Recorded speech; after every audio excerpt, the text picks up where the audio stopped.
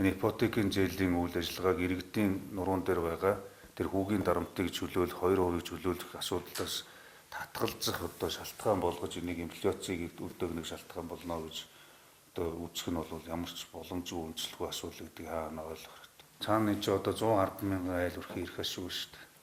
Үндэслэхгүй тогтооцсон тэр авч байгаа авсан мөнгөө хууль бусаар зарцуулсан 8% хүүгийн зөрөөг одоо арилгах, дээрээс нь 6% рүү оруулах чинь засгийн газрын хийх ёстой ажлын нэг мөнөөс мөн. Дээрээс нь одоо Монгол банк угаасаа одоо төсвийн шин чанартай санхүүжилт хийхгүй. Тэгээ энэ ипотекийн тогтолцоог одоо дахиад нэг компаниас хамааралтай биш.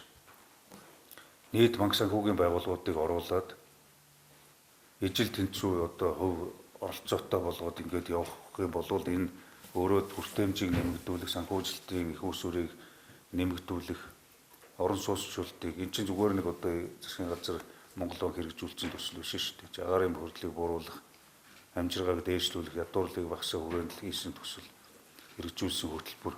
Одоо нэг хувьцаа эзэмшигч дийлэнх хувийг эзэмшчээд тэгээд ачаагаа үрж чаддгүй, санхүүжилтаа босгож чаддгүй, хязгаарлалт хүрээлд өөрсдөө нэг багахан шиг одоо үйл ажиллагаа явуулаад ихэнх шиг ашиг олж ивэл бусад нь одоо хүртээмжгүй байх ийм бодлогоор биш. Олон одоо талын оролцоог оруулсан, олон их усүрээр санхүүжилт татах боломжтой, нээлттэй, шударга засаглалтай ийм л ипотекийн тогтолцоог бий болгох чинь л одоо бидний гол зорилго байгаа шүү дээ.